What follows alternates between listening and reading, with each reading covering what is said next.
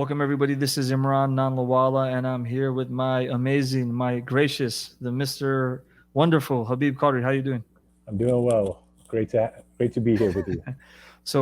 Guys, welcome to our new digital discourse, and we're going to be interviewing academics, teachers, scholars, community builders, leaders, and really getting to know what makes them grind, what makes them tick, and what makes them so special. So today, on our first episode, we have a very amazing and great guest, Dr. Leila Shatara, who is the president of CISNA. She is currently a PhD candidate and graduate research assistant in the Department of Educational Leadership and Research Methodology at Florida Atlantic University. She has earned both her bachelor's and master's degrees from Florida Atlantic University, where she also serves as an adjunct professor in the Department of Curriculum, Culture, and Educational Inquiry. She has served in leadership positions in public and faith-based schools for over 14 years, and she is someone who specializes and is an expert in accreditation. Before we bring her on, Habib, you want to add anything to that? Oh no, we got a superstar here from especially for the Muslim communities who are really excited to have her here and gain some knowledge from her. So without further ado, Dr. Shatara, how are you? Alhamdulillah, assalamu alaikum. Walaikum salam. Walaikum salam. It's a pleasure to be here, to hang out with you guys today. Pleasure's ours. Pleasure's ours. It's a benefit to be able to learn from you and to be in your presence. So, Habib, I'll let you start us off, and we'll go from there. So, Dr. Leila, you've been in education for many years, and you've seen not just your own school, but you've seen other schools. You maybe consulted for other schools. You've got to see some evaluation trips of other schools. So, this idea of, seeing Islamic schools from all levels, from the balcony, from the field, from the ground level, board level. Why do you think this idea of accreditation, why do you think it's important, in this work that you are doing? Bismillah. I think, when we establish our Islamic schools, we have a really, really lofty missions, right? SubhanAllah, that our missions are to really establish Allah's deen, to teach our children their deen. And people start with full, hearts into it and really jump into it with full force.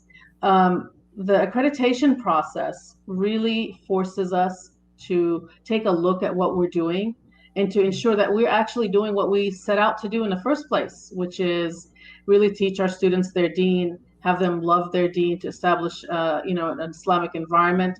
So the accreditation process is really a process that allows us to self-evaluate, to look at what we're doing, how we're doing it, are we achieving the goals we set out to do, and how well we're doing that. And it's a time to, there's always room for improvement, right? No matter how great your school is, no matter how wonderful your institution is, there's always room for growth and development, just like anything else. And the accreditation process is also in place for that reason. It's a continuous process. You don't just do accreditation once. It's something you renew either annually or every 5 years or every 10 years. But it allows you to, again, look at yourself, look at your school, how you're doing. Are you meeting student needs? Are you creating the right environment? So, as Muslims, we're always asked to reach for excellence, right? Everything that we do should be done in striving for excellence. So the accreditation process is part of that process. Let me ask a practical question. You guys are the experts, and I'm just completely new to this. So when you said everything that you just mentioned, the first thing that I thought about was, as a teacher, I used to teach ESL. So we have a curriculum, we have textbooks, we have to come up with curricular objectives, and we have to come up with the lesson plans. A lot of this sounds like it's very practical. And also, as a teacher, I have a lesson plan, right? And if I deviate from my lesson plan, I might miss the attended objectives of that lesson. And then maybe quarterly or even weekly, I can assess myself based on my own planning in terms of how I'm doing. So is that similar to why we self-evaluate and look for accreditation? Well, that's an excellent analogy, actually. Some teachers say that they're natural, right? They don't need lesson plans, right? You can step into the classroom and teach the lesson. Well, you may be able to do that, and you may be able to teach something, but how do you really know what you set out to do and what parts of that you actually met. And that's exactly what the accreditation process is. It's a list of standards based on best practices, and it's a checklist. It's literally a checklist.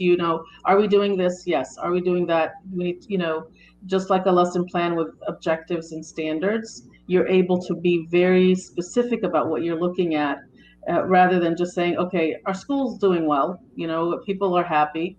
That doesn't really tell you much. Just like if you don't really have a list of objectives or goals for your lesson, you don't know if you met those unless you actually have a checklist to go through, right? So it's an excellent analogy. So if knowing that there's about like 275 schools, Islamic schools in the United States, how many schools do you think have started this process of accreditation? So with CISNA, we have 38 schools that are accredited with CISNA itself. We probably a lot more have done some type of accreditation, but every Islamic school should be accredited. We as Muslims, we should always be striving to be the best at everything we do, and we can't do that unless we have best practices in place. But we don't have a lot of statistics, as you know, about our Islamic schools. We're moving in that direction, alhamdulillah. But definitely not all of our schools are accredited right now. Habib, I'm going to throw a question your way because you coach basketball. You also played basketball. What are some of the benefits of now, as a coach, evaluating yourself and trying to figure out if the coaching is working? Can you give us some like real life correlations? Because teachers, educators, coaches, it all seems to be following the same principles. Yeah, I think one of the big key, as Dr. Leila kind of brought up, is that to have that self-evaluation, right? Everything that you want to do is want to get better at. Even athletes, you see LeBron James, they say he puts in $1 million worth of exercise and nutrition to his body. But then people might say, why? Because if he could stay longer, be better, there might be more benefits, right? For him, it might be a financial benefit. For us, it might not be a financial benefit, but it's the academic benefit for our kids, of the idea of why we do what we do. We teach them so we could have successful kids in this world and also in the hereafter. And I think that aspect of reevaluating, putting time, effort, breaking things down, like in athletes, right? Every game, quarter by quarter, break things. Halftime, we go through a whole new plan and say, let's do this. We still got a chance to fix it. And I think as a school, there's that day-to-day stuff, but then from that, from the balcony, so what about the whole organizational structure? What do we need to do? And I think what's great about Dr. Leila, isn't like accreditation, it's not like, hey, one time is it done, or is it like every few years you have to come back again and again? Right. So that is one of the great things about accreditation. It is, you have to renew accreditation. So depending on the organization, you have to do it something annually. There has to be some process that you do annually to kind of review. Some do it every 5 years, some every 10 years, but it is a continuous improvement process, so that you're constantly doing that self-evaluation. And again, like Brother Habib said, this is about our children, the students, right? Everything that we do with accreditation is actually focused, are we serving our students in the best way possible? And that's what it comes down to. All the standards that are part of accreditation come down to serving our students in the best way. From you visiting so many schools and what do you think are the biggest challenges, that you're seeing in Islamic schools, and why hopefully having an outside party come and try to help, not rectify, but to kind of buffer and put that new shine on that school? That's actually a good point. It's probably stagnancy, right? We established our schools. We're actually fairly new. Right? Keep in mind, as institutions, Islamic schools are new compared to other private schools that have been around for hundreds of years. But we get stuck in doing the same things over and over in the same way. And you can't do that, right? You have to keep in mind the context of the students you're serving, how they've changed, their needs change, the environment changes, the culture changes. So we, just like you would do, if you have a lesson plan, I'll go back to your analogy of lesson plans. You can't have, and I've seen teachers do this. I had an earth science teacher that had the same lesson plans for 19 years, like on paper. And I was like, okay, this is not happening. But you can't teach the lesson the same way every year. That's like insane. And you can't run a school the same way every year. I mean, when we were hit with a pandemic, if you weren't able to like jump and be able to be innovative, creative, and jump through hoops and do backflips to really change things in the school, you couldn't run the school. So we have to be able to make changes and modifications to meet our students' needs. Again, the students now are not the same as 10 years ago. They're not the same as 5 years ago. They're not even the same as a year ago. So it's that need for renewal that really impacts our schools the most. You cannot be stagnant, and sometimes our schools tend to be just doing the same thing over and over each year, and we're no longer in that place. So I'm just, again, the wheels are turning now, right? So in Islam, in the Deen, in our faith that we share, it says, stagnation is not good, right? We're taught that's you're never supposed to stagnate, always supposed to progress, even in little bitty pieces at a time. And then now you've mentioned stagnation is something that our schools unfortunately fall into. And then you just mentioned that the students of today are not the students of 15 or 20 years ago. So the constant improvement and the constant quality assurance and the constant introspection even is needed, because it mirrors the rest of life, right? Life never stagnates. It's very beautifully said, Dr. Leila. And I guess I'll ask you a question on the flip side. Since you mentioned earlier that our schools are new, like Islamic schools in America, they're relatively new compared to other faith traditions and public schools. So what are some of the unique challenges that our schools face that maybe make this concept of accreditation seem like far-fetched? I think one of the things is that our founders are still there. Like the people who founded the schools are still part of the school boards, of the governance committees, are still on the PTOs. So, and they're wonderful. Like I don't want to ever dismiss what they've done for us. Like we would not be here without the founders. May Allah reward all the founders of our institutions. And so I give credence to them, credit to them.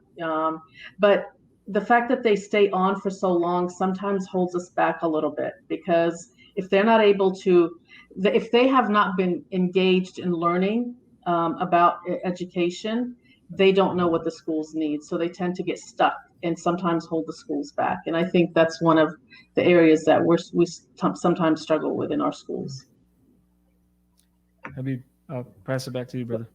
So one of the things that, because we talked about, like, I won't call it the founder syndrome, but it's that governance, right? I think that's where sometimes that happens. So so when you do accreditation for some like boards who might be listening to this, board members or even leaders, community members, masjid leaders here, and when you do accreditation, are there certain standards that they're looking at? I know like governance might be one that they has that. Is there any other standards that kind of pop out that I think really would, for a lot of our viewers to know why this is so important? Right, so I'll touch on the CISNA standards, and the first one is actually governance, and it has to do with the role of the board versus the role of the administration, what that relationship looks like, what the responsibilities of each entity are, how they evaluate themselves, how the board can evaluate the principal. But that governance piece, again, it starts at the leadership position, right? Whatever happens at the top is going to trickle down. So you need to have a highly functional board in order to have a highly functional school. And sometimes we get into a little bit of trouble with that, because imagine like working in a silo, right? You're in your community, you work and you give your all, you give years and years, but you don't interact with other schools. You don't interact with a lot of other people. So you don't see, right? The best way to learn is to actually experience things. And I think sometimes our boards don't have enough experience outside of their communities to see some of the things that they need to work on. And governance, so when we talk about standards, governance is definitely one. And then the administration is another, looking at how the administration functions. Teaching and learning is another standard, and then school culture. Those are the four major areas that we look at, and then there's a breakdown under each standard with specific details of what we're looking for. And especially that school culture, I think that is something that Islamic schools, I think, have to keep on evolving, right? Because I think when 15, 20 years ago, it was just like, hey, we're just starting off the process, and like, look, as long as academics are good and we're learning, that's it. And I think especially growing up here. I think of all three of us, I think that played a big part, right? It's the school experience, and when you have that good vibe, like school religious experience, it could change the trajectory of these individuals of having that relationship of not just the academic world, but the spiritual world, right? The dean. And I think that part of school culture, if you take all those four standards, which one, Sister Dr. Leila, have you noticed that people are a lot of our schools might be, which one they're kind of maybe not struggling, but need to improve on? I think it would definitely be governance. Our school culture, I think, would be our strongest area. Our kids are generally, and our parents are very happy. We do the ukhuwah, the brotherhood, the sisterhood is there, that nurturing is there. But our governance and our leadership, it's changing. I do think we're changing. We're making a turn. I mean, if you think back, Brother Habib, even 10 years ago, when we looked at who our principals were, they were usually people from other fields. But now we're getting principals who are in education, who've been through teaching. So that governance piece and leadership piece is probably the area we're still struggling with. And I think that's the area we need to focus on. And for CISNA, that's actually one of the major focus areas is training for governance in boards, inshallah. So I guess my next question is, we're talking about governance. We've talked about, it's clear that accreditation is important. We've made that very clear. So I guess the very important stakeholders would be teachers.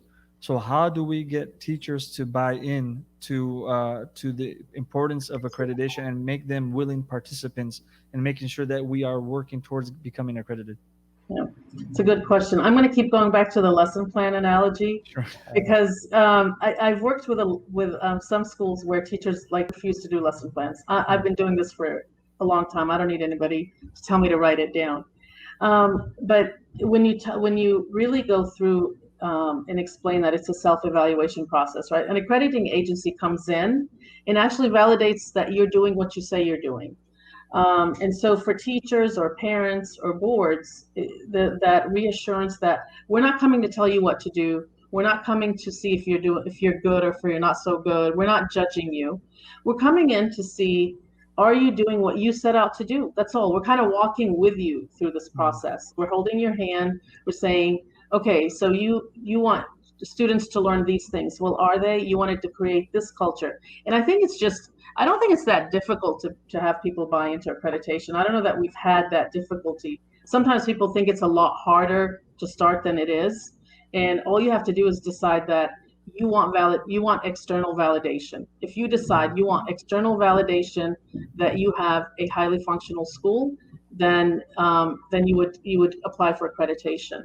I think teachers do want to do what's best for students, and if we focus on that again, the wonderful thing about working in a faith-based school and an Islamic school is you always just remind them, for the sake of Allah, and people just, it's fine. I mean, I worked in public school and I would do trainings and all kinds of things, and then it was like this this light turned on when I came into Islamic school, because all you had to do was say, Allah said, the Prophet said, and everybody just did it. And I was like, wow, that's about all you need to do. And there's enough examples in the Sunnah of the Prophet ﷺ about wanting to be the best that we can be, about self-evaluation and improvement, that I think our teachers and our parents would easily buy in. Again, we want to be the best Muslims we can be, and this would just be on that path.